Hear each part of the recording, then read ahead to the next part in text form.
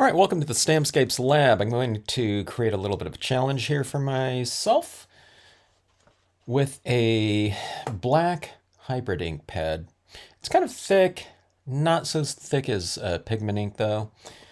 And I'm going to try to create a grayscale or monochromatic composition just using one pad to create the entire scene from, okay? I've done this before with dye-based inks, I believe, but not anything else other than that, okay? I haven't like laid down just kind of a background tone of something like pigment inks or something like that.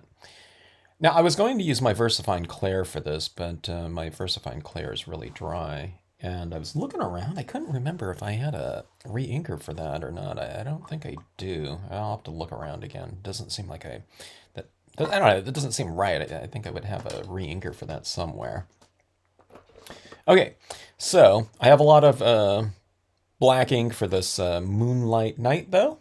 It's by Moon and the Maker, and it's Total Eclipse Black. Okay, so I'm going to lay down some background tones in here, and what I'm going to try to achieve, just using black ink, is a full range of grayscale tones. Okay, and on top of this background, what we'll do is we will just stamp a scene right over the top of it, but with our kind of our lighting scheme already established. I'll add in some additional shadows after I see my composition and where my imagery is going to go. I don't even know what scenes I'm going to be using, but let's do this.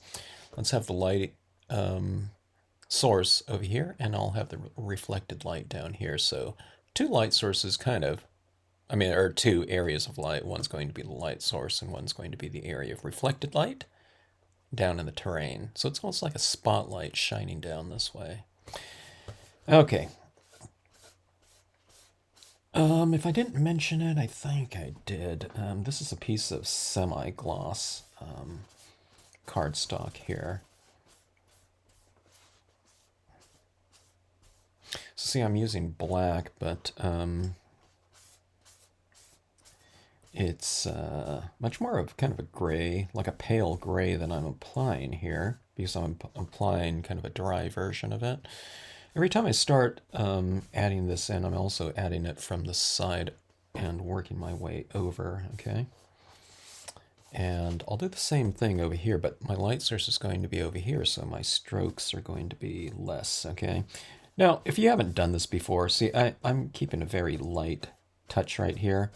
And I got, some textures and things like that going where I didn't get a really smooth application, but I'm not really worried about it because I know I'm going to just keep adding over the top of it, okay? Just keep don't try to hurry this either. If you kind of like press harder or something like that, the strokes aren't as kind of smooth. So you want to get your application of ink done in repetition. It never looks smooth, when you first kind of add it in there. You just have to keep adding it in there, and through repetition again,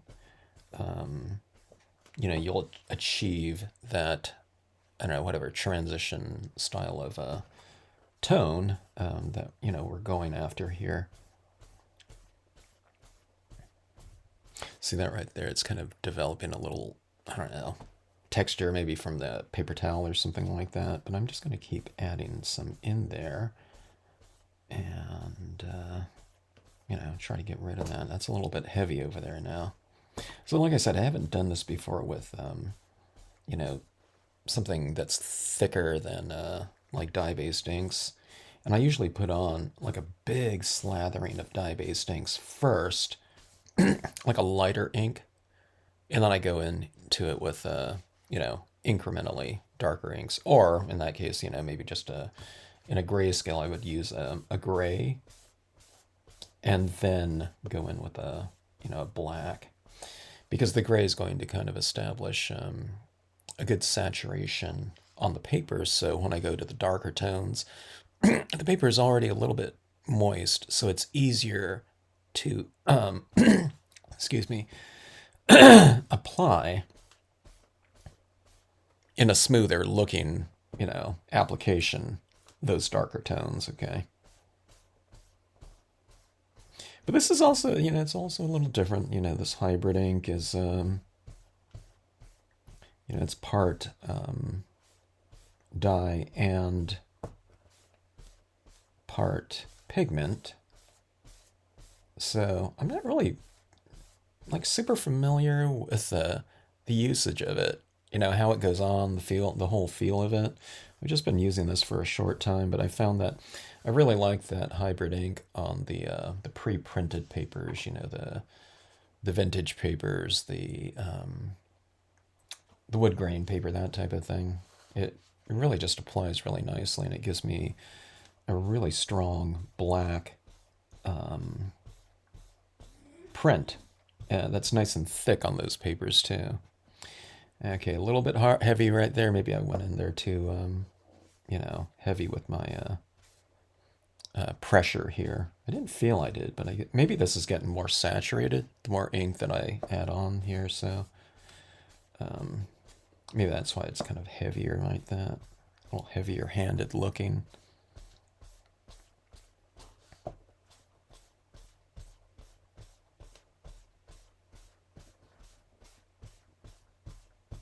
All right, remember, this isn't kind of so much instructional.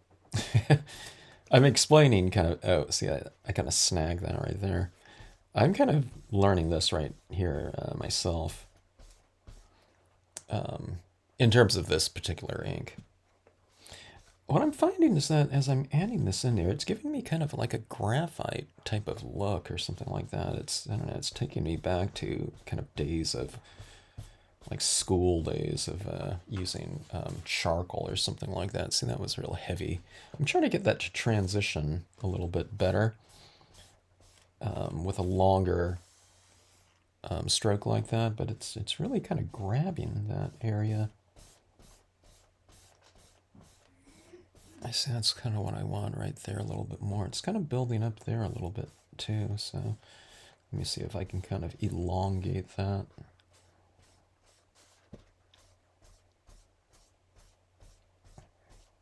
All right, you can see what I'm kind of doing here too. I'm creating this vignette around on the perimeter. Okay, see this right? This is like a whole area of illumination. If I want to kind of shift this over a little bit more, where it's more of at a diagonal, then I just have to keep kind of adding in over here. And I don't want it to get just all black or something like that. I want it kind of more of those lighter tones, but I mean, this ink right here is pretty heavy, so a little bit more tricky.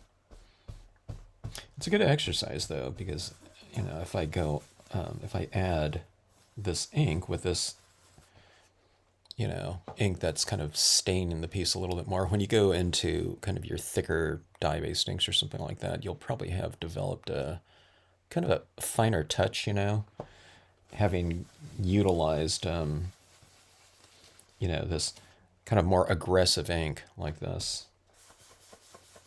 Okay, let's change my kind of application. Let's see if I can get kind of a little bit of a softer look here now. With a little twirl or something like that. I think it looks pretty good. See, I'm getting that little bit of a different look right there. And again, just like with the other application, I'm kind of not pressing too hard. I pressed a little bit harder and I got that.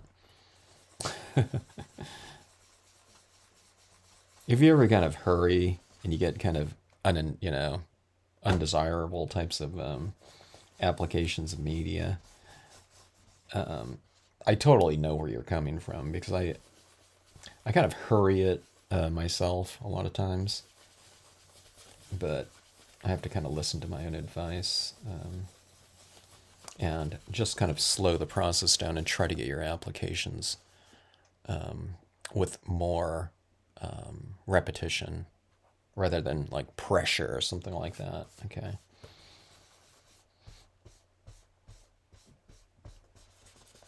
This looks like a really great background for a like a Halloween scene, doesn't it?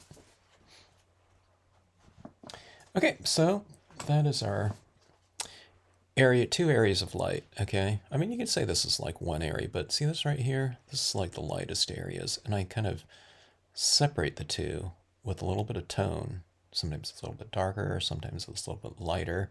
But if you separate these two like that, what you'll get is, I mean, you can utilize this for anything. That whole area could be sky. But what in scenic stamping, we usually have, area of the ground and, skies on a lot of them. So what this represents is, lighting coming from out of the sky. And again, this is your kind of spotlit area for your imagery, and it could be whatever. I am using a lot of the, experimenting with a lot of the desert scenery right now. So let's use some of that.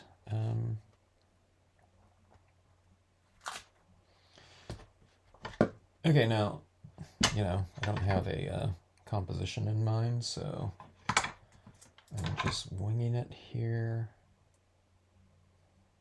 as I do most of the time.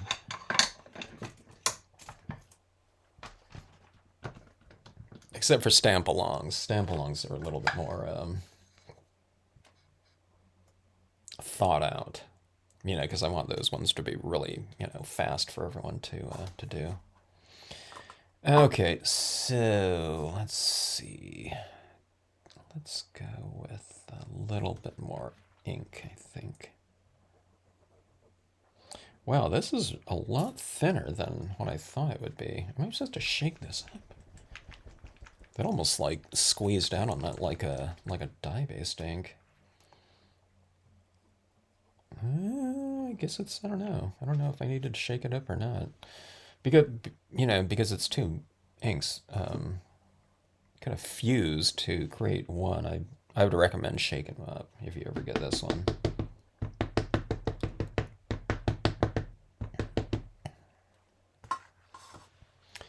Okay.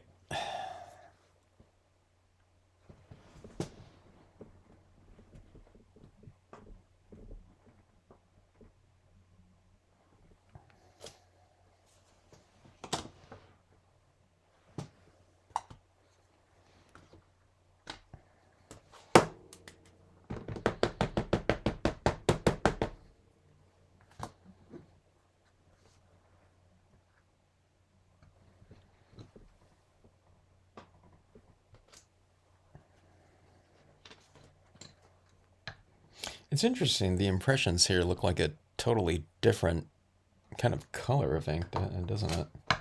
Maybe it's, I don't know, maybe it's because it's wet, I don't know, but it sure looks darker and shinier than, the paper towel applied ink.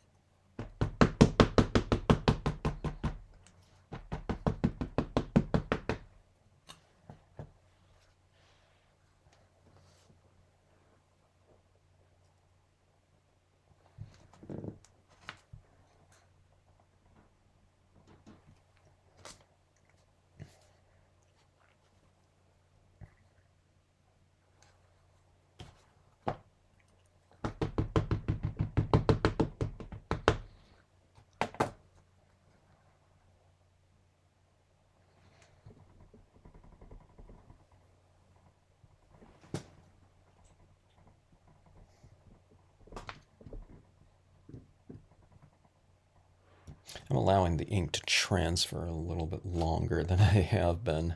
Sometimes when I lift up too much in the solid areas in here, it kind of works like a vacuum. And when you're lifting off like that, some of the ink comes off with it. So you have a couple little areas like that. Actually, those areas in there are the negative space, or are they? So, if your paper is a little bit damp, allow the ink to transfer a little bit longer before lifting. It doesn't, you don't hold it down until it dries, that would take forever. Not that long, but you don't want to, take a 5-minute impression or something like that. But, a few seconds and it should be good. But don't, like a 2-second impression or something like that is going to be a little bit too fast.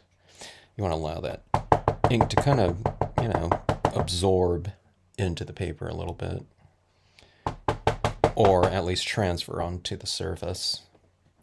Okay, these are two kind of the larger Joshua trees, and stamping out smaller one here a little bit higher up. I might want to create a little bit more foundation with some additional rocks though first. Let's go with this here.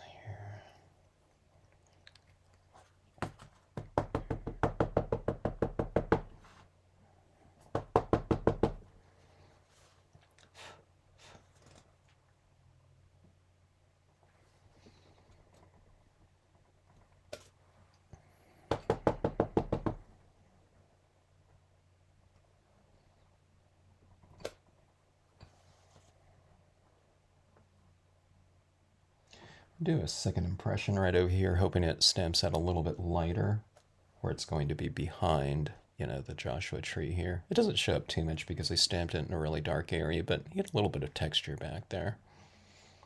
I think that looks pretty decent, like right in there. Maybe you can see that. Okay. Now that I have my kind of rocks established, let's go ahead and stamp this out somewhere in here.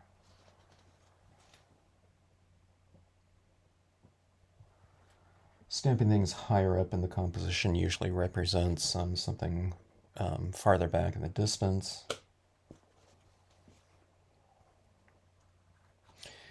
Let's just go with the one kind of medium-sized Joshua tree there. Let's utilize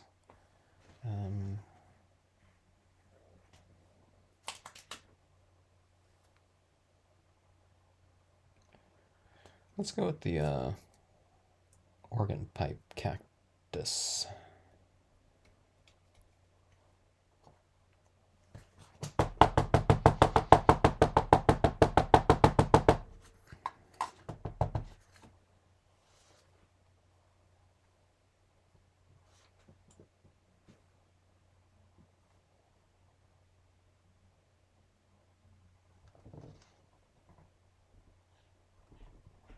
Now, I don't have to hold this one down for too long because I'm stamping it in an area that doesn't have so much, you know, the dark ink applied, you know, the background. All right, so I can stamp it out a little bit, you know, whatever, faster. Okay, and let's see.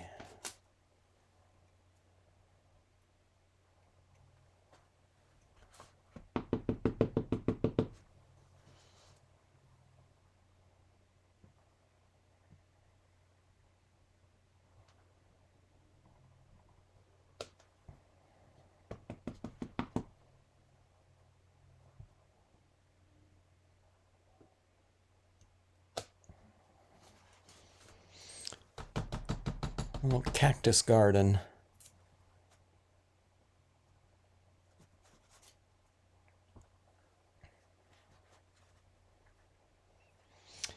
And let's get a little of this desert brush in here. This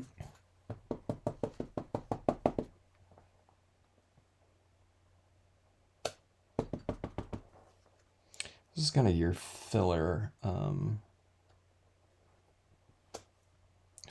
flora here to kind of connect your imagery up a little bit more than it is, you know, than just having the imagery just stamped like it's on a bare for, you know, desert floor or something like that.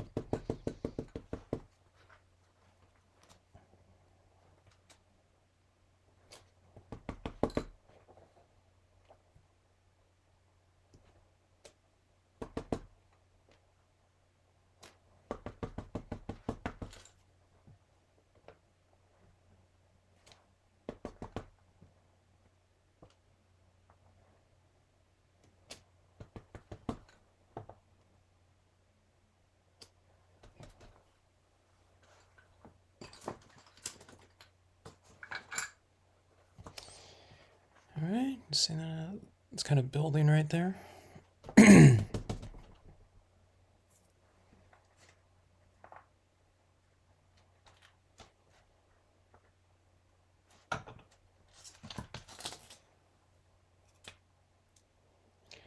There's one kind of little, I don't know, I call it like a secret little area that I used to like hike into in Joshua Tree National Park.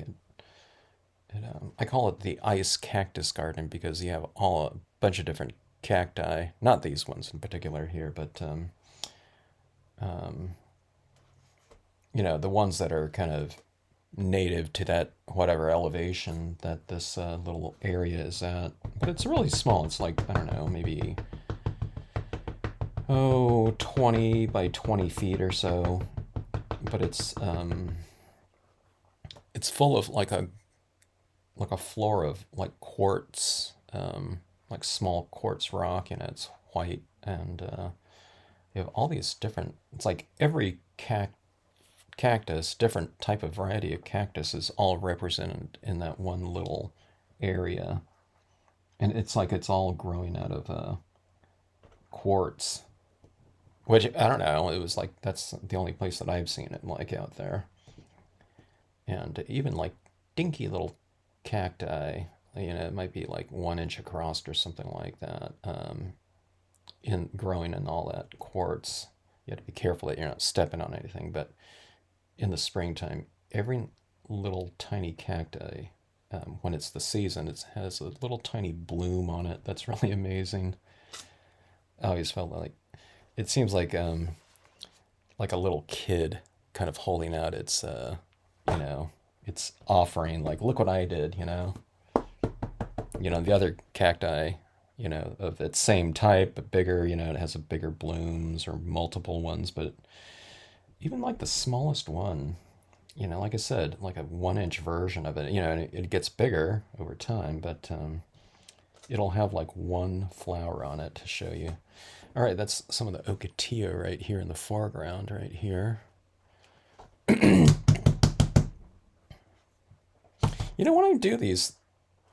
I'm doing these scenes with this cacti too, thing that occurred to me as well. I mean, there's a lot of things occurring to me, but it could be it could be out like the wild. You can see something like this type of scenario, but it can also be like someone's cactus garden, like in their yard, if that's kind of what they're going for.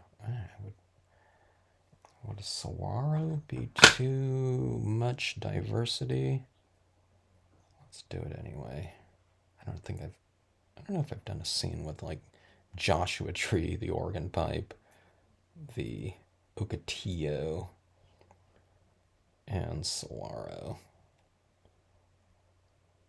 I think this and the organ pipe are really the only cacti here. The others are like a Joshua tree is like a yucca plant, and the ocotillos are, I don't know, I forgot they are. I don't think they're cactus. Definitely desert, but okay. Let's put one of these in the background. It's not really in the background. Put one of those there. It's kind of hidden, but okay. There's your saguaro. We'll put some more distant ones in here, maybe.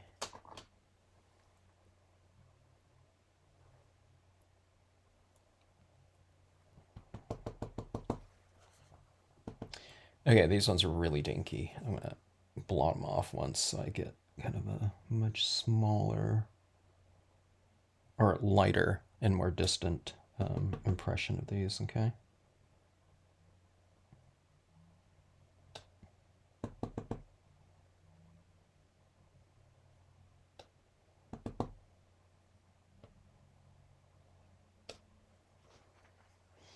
Something like that.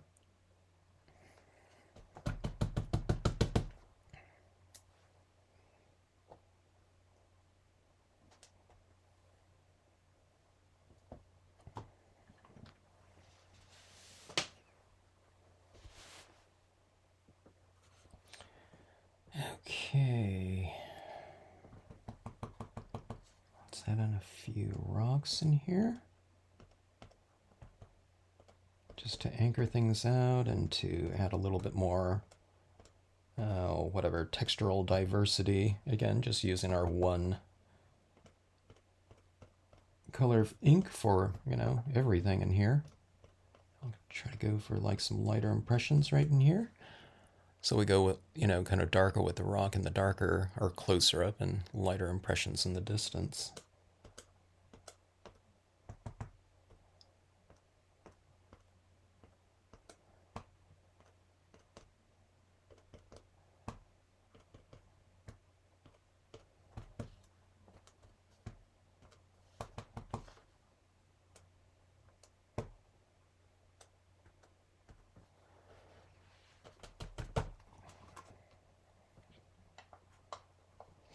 Okay, and one of the fun things about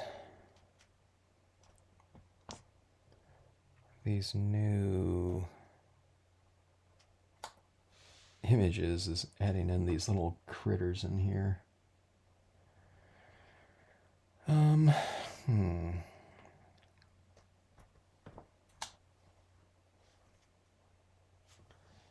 Roadrunner.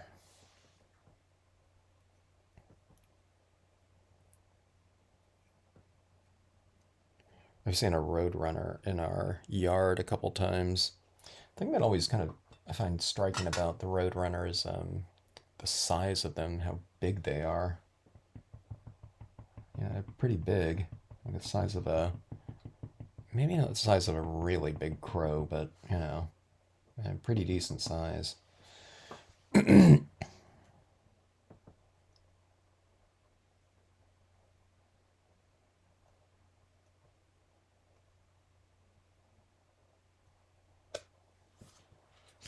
See, there they are, kind of right in the spotlit area. But yeah, even in a scenario like this, it kind of blends into, like they do out in nature. All right, now I would add in other things on this, but this is going to be an exercise of a kind of a one color or pad scene, and again trying to get decent range of full kind of application or saturation of it. Certainly in the imagery in here that are stamped out in black, but kind of that sponge style application of it. In this case, a paper towel. But you can get a pretty rich looking piece just using one color. I mean, do we do that, for the sake of it, just doing it? I don't know. I mean, it's kind of a good exercise to do that with. I didn't even come in here and add in some little shadows using this. I mean, I could come in here with like something like a Q-tip or something like that and anchor these images down a little bit more with a little bit of extra tone or like an anchoring style of shadow. But I don't know if I really need to. I mean, the tool to do maybe a better job of that would be black colored pencil, just coming in here like that. But again, I just wanted to show a video where you can get a pretty rich looking kind of end result just using one color, and just trying to maximize whatever colors you have. You can get a bigger range if you go with a darker color, because you can go through all the the medium darks, the mediums, etc. And you can achieve a lot of different tonal range with just one tone. If I start off with something really light, like a antique linen, there's not going to be very much range to it, right? Because it's already, practically, you know, close to white ink or something like that. So this is something that I, recommend giving a shot with two or something like that if you want to, if you like kind of grayscale pieces. And, it's a little bit easier if you use the gray and black or something like that, or I don't know, two tones of gray or something like that and build up into your blacks. But if you get the feel of that, try using just black sometime. And, I always say this, about kind of, when you're going with monochromatics, your sensitivity to lighting kind of becomes a little bit more, sensitized or developed, because you don't thinking about colors and everything like that. So what's apparent are ranges of value, light and dark. Then I think you see textures a little bit more. Um, it's just more apparent without color sometimes. So that when you go back to color, you can add these types of things in there, these different types of sensibilities. Okay, but if you're doing just black ink right here, our applications of media, I think, become more finely tuned because you're having to achieve all of these other tones in here of lightness. I mean, look at that. Like, I don't know, it's like a 2% gray or something like that. But you can get it from black. So, it it's a really good kind of exercise. And I think, the end results are pretty fun to do too. Then you can get all those different ranges of different values of your imagery too, just by stamping out whatever drier versions of them to represent background images. And that's really fun to do too. So, these images back here in like a pale gray, I don't know what it is, like maybe a 25% gray or something like that. Especially this one right here, if that was all done in black, it would kind of obscure the silhouette of this organ pipe cactus right in front of it. So it makes you really kind of think about the usage of this pad and how to really kind of push its capabilities and to really get a nice range of its capabilities with just adjusting your application of it. So, all right, so I'm blabbing on here. I'll finish this off in another, I don't know, whatever video session or something like that. But I might want to just do some little tiny tweaks in here with some shadows or something like that, and then we'll get it matted off. I don't know, maybe I'll add a little bit bling to it, but you don't have to. The point of this one is also to say, hey, you can get a pretty good looking piece, just with ink or something like that. You don't have to add in your glitter and, all those other types of things. Okay, thanks for watching.